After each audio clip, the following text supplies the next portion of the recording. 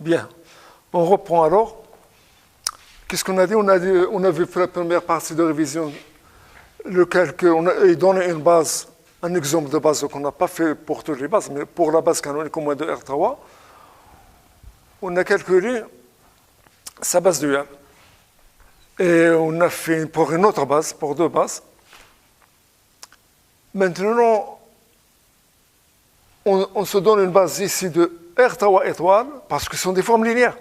N'est-ce pas? Ici, formes linéaires. Donc, ce sont des éléments, avant tout, ce sont des éléments de R3 étoile. Ce sont des formes linéaires. Et on veut calculer la base de départ, c'est-à-dire il existe ici une base ici de R3 dont le dual, c'est exactement cette base-là. À condition que ce soit une base, bien sûr. Si ce n'est pas une base, non, c'est faux. Alors pourquoi ceci? Pourquoi on est sûr? Parce qu'il y a un théorème général de la théorie qui dit qu'il existe une bijection en dimension finie. Je répète, en dimension finie, il existe une bijection entre les bases de l'espace E et les bases de E étoile. C'est bon? Alors, bien sûr, le symbole, ici, la solution, c'est quoi? C'est le symbole de Kronecker. De refaire le calcul, mais on fait le faire. On ne va pas le faire ici, mais c'est à vous de le faire. La règle, c'est quoi? Donc, je prends C est égal, disons, à V1, V2, V3. N'est-ce pas? C'est la base qui existe d'après le théorème que je viens d'effacer. Et C étoile qui est égal à, en fait, à V1 étoile, V2 étoile, V3 étoile. Et bien, ça, c'est exactement F, la famille F qu'on a donnée ici. D'accord? Donc, C étoile, c'est exactement F. Et donc, ici, ça sera quoi? Ça sera bien sûr F1. Ici, c'est la fonction F2, c'est F3 qui sont là. F1, F2, F3. La règle, c'est simple, c'est que c'est le symbole de Kronecker. Alors, comment faire le symbole de Kronecker? Ici, tout d'abord, je donne, par expérience, je donne l'expression de ces éléments-là par rapport à la base canonique, parce qu'on sait bien qu'on connaît déjà une base, la base canonique, son dual, c'est qu'on est formé de projection, etc., etc. Et donc, en particulier, ce vecteur-là sont des éléments de R3 étoile, donc ils vont s'exprimer dans la base duale. Donc ici, disons, il va la F1 pas, donc ici, c'est pas égal, donc je vais mettre implique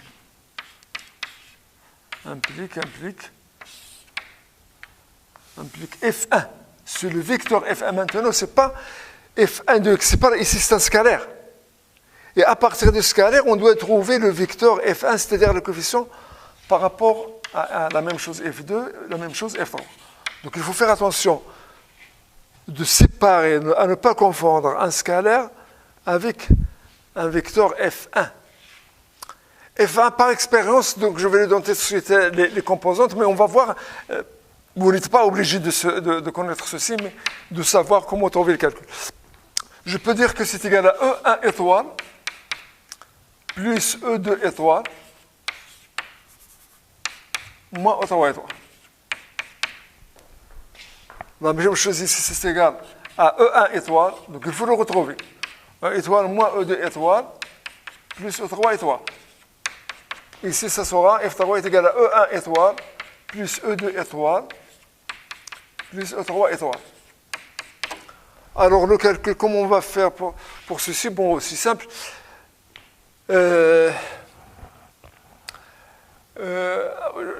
Juste une indication pour, par exemple, F1, je vais dire F1, pour le moment, c'est F1 étoile, F1.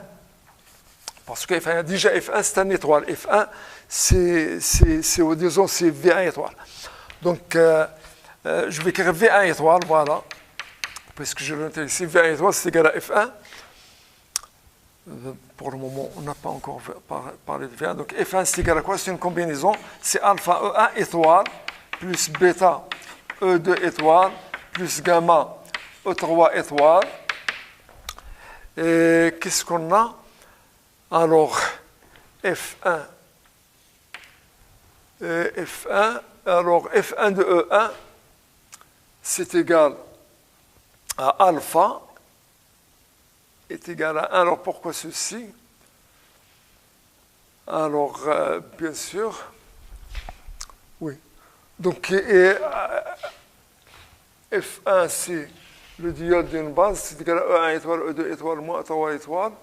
Donc, il faut calculer, il faut appliquer F1, voilà, à E1, E2, E3, on trouve des coefficients alpha, bêta, gamma, et de résoudre un système et de trouver, par exemple, dans le premier cas, 1, 1, moins 1, etc., etc. Donc, disons, il faut appliquer le symbole de Kronecker et de trouver les coefficients tels qu'ils sont ici. Et à partir de là, maintenant, on peut savoir tout de suite qu'ils sont libres parce que, par exemple, calculer le déterminant de la matrice. N'est-ce pas? Bien, et donc, on trouve, et toujours le symbole de Kronecker, ceci, c'est pour cette expression, ça va nous permettre que c'est une base. Après, avec le symbole de Kronecker, c'est facile de trouver V1, V2 et V3, tel que l'ordre c'est exactement F1, F2, F3. Voilà. Mais ici, pourquoi je n'ai pas donné le calcul en détail? Parce qu'on a vu déjà un autre résultat, qui est le suivant.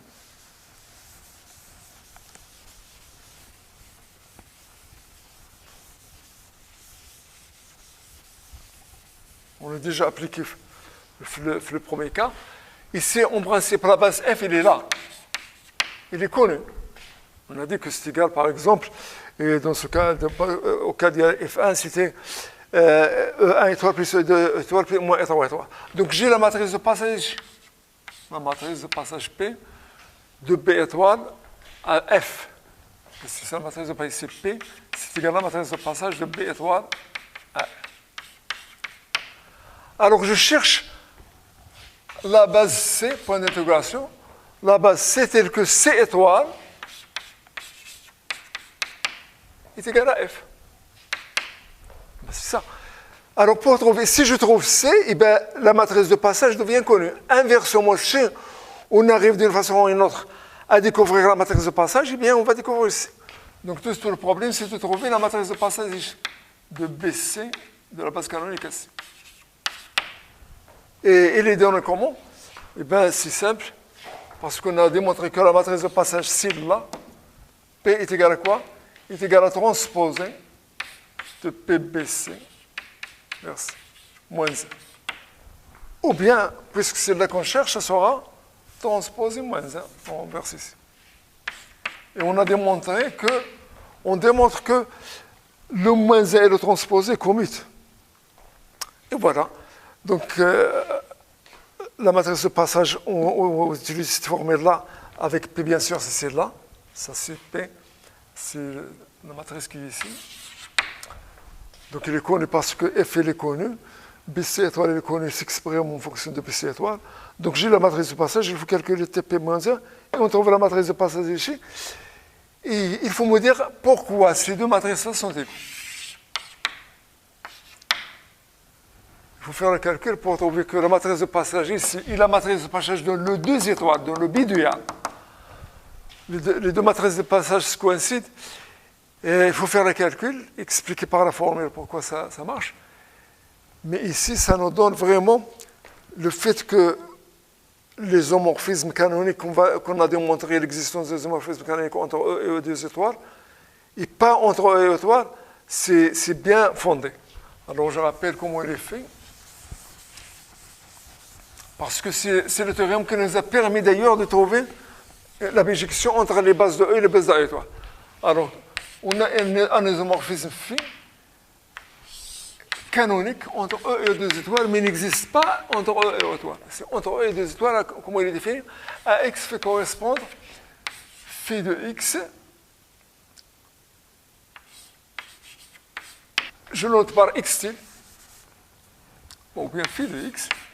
Et pour simplifier, je note par x tilde. Mais x tilde appartient, il faut définir x tilde. X tilde, c'est un élément de quoi? C'est un élément de E2 étoiles. N'est-ce pas? Donc, c'est une forme linéaire sur E étoile. Donc, x tilde, ça va de quoi vers quoi? Ça va de E étoile dans le corps de base. Parce que c'est une forme linéaire. Donc, si x tilde, c'est une forme linéaire de E étoile, donc ça veut dire que c'est un élément de E2 étoiles. Voilà. Mais comment il est défini? Il faut l'appliquer à une forme linéaire. N'est-ce pas? Ça applique quoi? Ça applique x tilde de f, et ça c'est par définition, c'est égal à f de x. Voilà. Donc c'est ça, les homomorphismes canoniques, parce qu'on l'a défini à partir, indépendamment de nous, aucune base. On n'a pas fait appel en principe, lorsqu'on définit des homomorphismes ou des applications linéaires, on fait appel toujours à des applications aux bases. Et si j'avais besoin d'aucune base, et donc ça s'appelle les homomorphismes canoniques, ce qui nous a permis d'identifier carrément E des étoiles et pas E étoiles. C'est pour cela qu'on parle de dualité, parce qu'il n'y a que E étoiles. Le 2 étoiles, c'est exactement coïncider avec eux. Et quand on utilise une matrice de passage, on vient de comprendre cette profondément, parce que la matrice de passage ici c'est la même. Vous voyez, donc il y a des changements de base lorsqu'on passe de E à E étoile, mais lorsqu'on arrive à E2 étoiles, on trouve exactement la même règle pour trouver les bases. Voilà. Alors maintenant, un autre exercice. Donc il faut faire ceci en détail. Un autre exercice, c'est ici on a de la chance parce que on travaille toujours dans R3, Rn, etc. ou bien K d'une manière générale, à la limite K, Kn. Et la base canonique, il existe, la base canonique est connue, et donc la base duale, ça sera tout simplement des projections. Mais mettons imaginez que vous êtes dans un espace vectoriel où il n'y a aucune base n'est connue, peut-être même la base n'est pas connue, ou la base duale n'est pas connue. Donc on va donner au moins un moyen ou bien une technique pour comment résoudre ce problème-là. Alors l'exercice est le suivant. Donc exercice 2. Alors qu'est-ce qu'il dit l'exercice 2? Donc je prends toujours en dimension finie. N.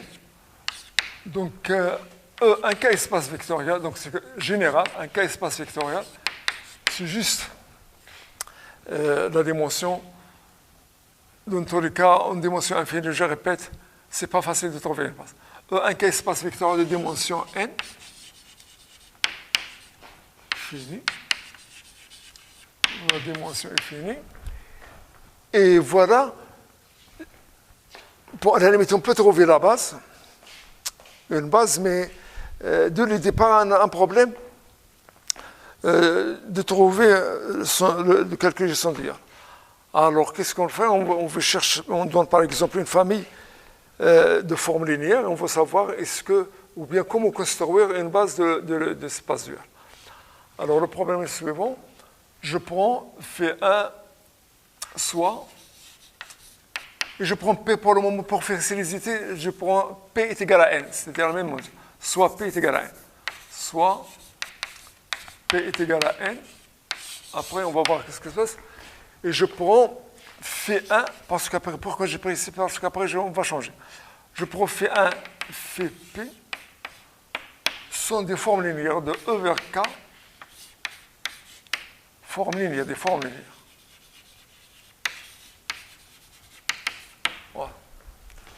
Des formes linéaires, et on veut savoir est-ce qu'elles sont libres. Dans ce cas-là, si elles sont libres, ça sera une base parce que P est égal à N. Alors, on a le moyen suivant. Alors, soit,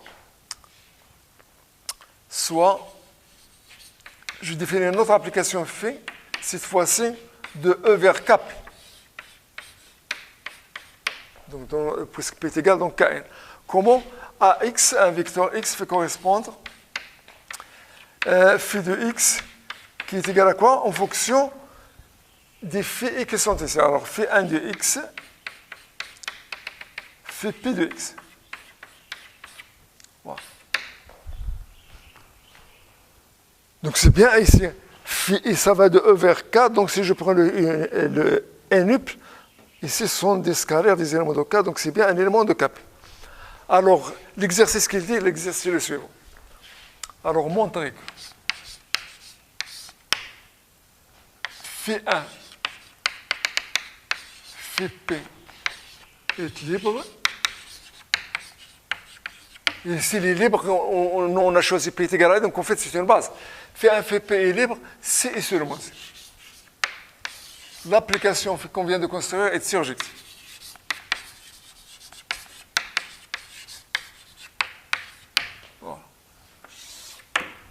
Donc, vous voyez, un moyen. Ici, ça nous permet de trouver un critère qui nous permet, lorsqu'on ne connaît aucune base, parce que tout à l'heure, la base canonique était bien à notre secours. Par contre, ici, on est dans un espace vecteur quelconque, donc il n'y a pas de base canonique. Voilà. Et donc, voilà le premier moyen pour comment construire, disons, comment construire la base. Et bien sûr, ça sera intéressant de voir le cap P inférieur ou égal à 1. Comme ça, on va commencer par 2, après 3, après 4. On va construire des familles libres jusqu'à trouver la base. On va voir que ça marche. Mais maintenant, pour fixer les idées, on va prendre P est égal à 1. Alors, la démonstration. Donc, bien sûr, il faut arrêter la vidéo et réfléchir un petit peu. Il ne faut pas voir la solution tout de suite. Il faut stopper la vidéo et réfléchir un petit peu. Et après, vous allez voir la solution. Alors, dans un sens, montrons un sens, c'est-à-dire que je suppose que phi 1, phi P est libre. Phi 1, phi P libre. Avec bien sûr P est égal à 1. Alors, puisque libre, c'est une base. Donc une base, je le note par F. Non, ici c'est la démonstration dans soit. Donc soit F est égal à phi infini libre, c'est parce que libre. Donc une base de étoile. Alors, maintenant je reviens sur le deuxième théorème de la dualité qu'on vient de voir tout de suite. Il y a quelques instants, c'est qu'il y a une bijection entre les bases de E et les bases de E étoiles. Alors, donc, puisque c'est une base, donc il existe. Alors, deuxième théorème, alors je pense que ça s'appelle deuxième théorème de dualité. Deuxième théorème de dualité.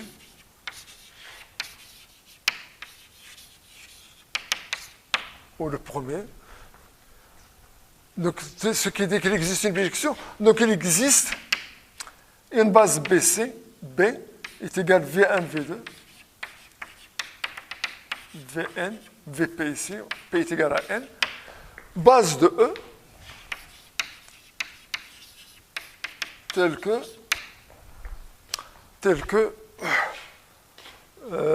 B étoile est égal exactement à F. Parce que c'est une base, et donc il existe des origines dans E. Bien. Alors, donc, il faut faire le calcul. Qu'est-ce qu'on aura? On aura, donc, il faut calculer phi de V1, phi 1 de V1, V étoile, phi 1. Oui, la règle, elle est comment, donc, il existe B étoile. Ça veut dire quoi? Ça veut dire, en particulier,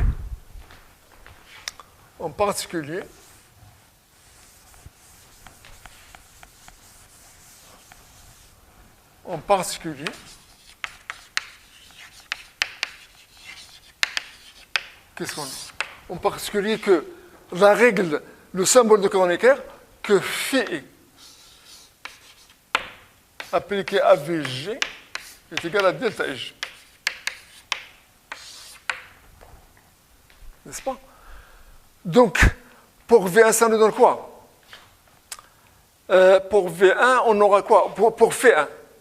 Pour V1, on aura la première composante, c'est quoi? C'est phi1 de V1, phi2 de V2, jusqu'à phi phi de Vp.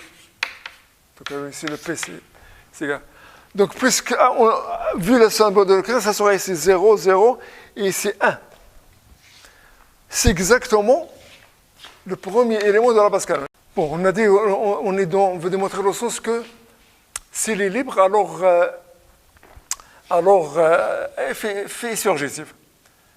Bon, mais s'il est libre, alors d'après le deuxième théorème de dualité, ce qu'il existe une base dont le dual existe B, dont le dual c'est exactement F. Mais si c'est le dual, la définition du dual, il vérifie ceci. Donc, si je prends cette expression qui est phi de V1 en fait, c'est autrement dit que E1 est éteint. C'est égal à E1 tout simplement. Qui est 1 et les autres c'est 0. Etc. Fait de Vn, de Vp ou de Vn, la même chose ici, P est égal à N, aucun problème. Phi de Vp est égal à quoi? La même chose, c'est Phi1. Phi1 de Vp, etc., jusqu'à Phi de Vp. Mais on a dit que la base, il est donnée par le théorème, deuxième théorème de dualité, et qui vérifie le connaisseur le symbole de Kronecker, il est défini par le symbole de Kronecker. Et donc ici, c'est clair que ça ici quoi? C'est 0 jusqu'à 0, 0, ici 1. C'est quoi? C'est exactement En. Donc la base canonique de Kp, c'est Kn ou la Kp, c'est la même chose. Donc pour le moment, on a dit P est égal. C'est quoi ça? On découvre que la base canonique de Kp est atteinte. Et si la base est atteinte, eh ben c'est surjection. Une fois la base d'un espace vectoriel est atteinte, c'est-à-dire que tout espace est atteint et donc fait surjection. Voilà. Donc libre implique surjective. Elle reste quoi? Elle reste surjective.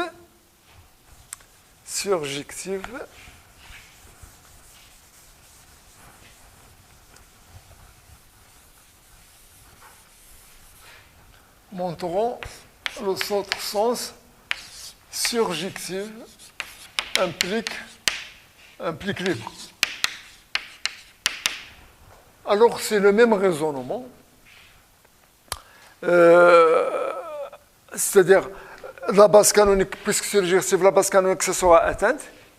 Et regardons, c'est l'image de la base canonique, on trouve qu'effectivement, il est atteinte et on trouve. Donc, il existe des vecteurs qui vérifient ceci, mais en regardant 1, 0, on trouve qu'exactement, il vérifie le symbole de Kronecker. Et le symbole de Kronecker définit la base. Voilà, donc c'est la même chose. On a pu raisonner par équivalence, carrément. Alors maintenant la question, qu'est-ce que se passe? Qu'est-ce que se passe si, disons, on ne va pas prendre P est égal à 0, donc ça fait inférieur strictement à 1.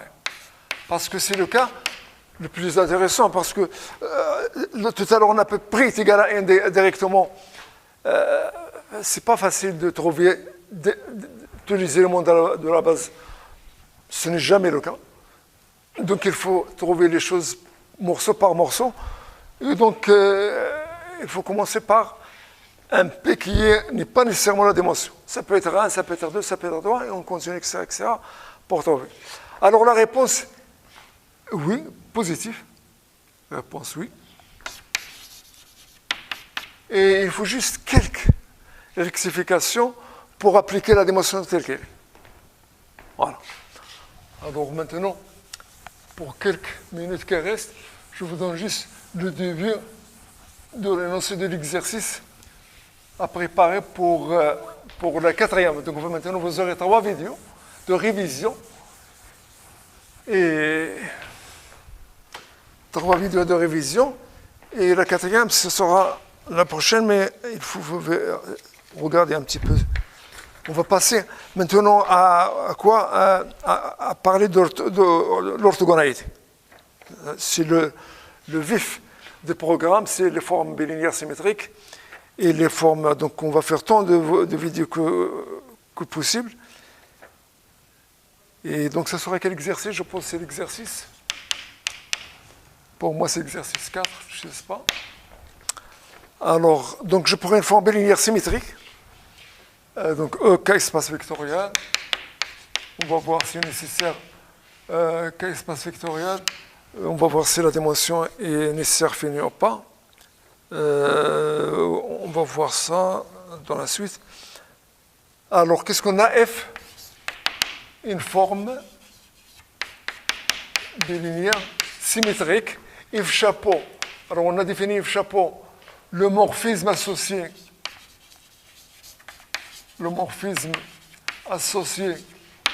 à F. Je vous rappelle que F chapeau, ça va de quoi? De quoi vers quoi? Ça va de E vers E étoile. Et que AX fait correspondre F indice X. En principe, ça doit être vu dans votre cours. Et alors, un espace vectoriel, dimension, donc on va prendre ici E dimension finie, dimension de E sur K est égal à N fini. F, sous-espace vectoriel, et dimension de F est égal à P inférieur ou égal à N. F, c'est un sous-espace vectoriel.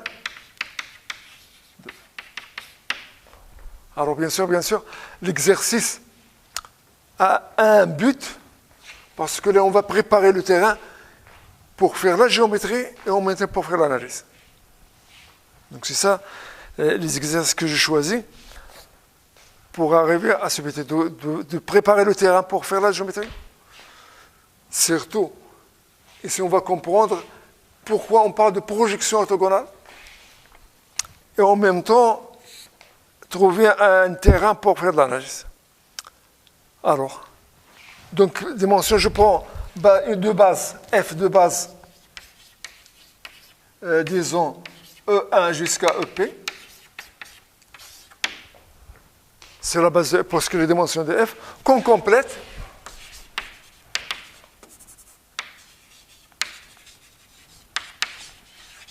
Qu'on complète, on a une base en B égale E1 EP,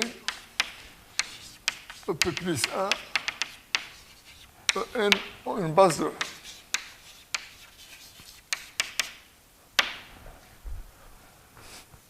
Donc la prochaine fois, mon collègue va préparer la série au complet, l'exercice au complet. Maintenant, je vous donne juste cette question-là. Alors, la première question de la vidéo prochaine, ça sera quoi?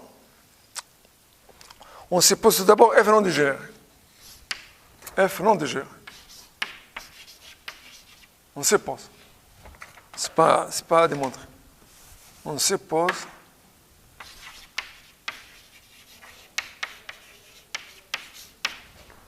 On se pose F non dégénéré.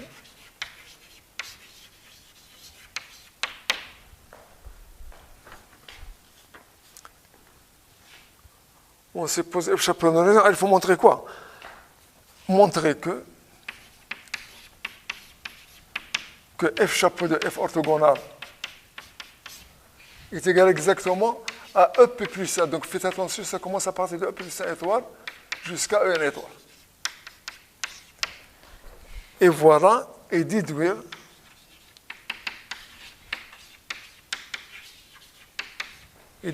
que dimension de F plus dimension de F orthogonale est égale à dimension de E. Mais tout de suite, ceci,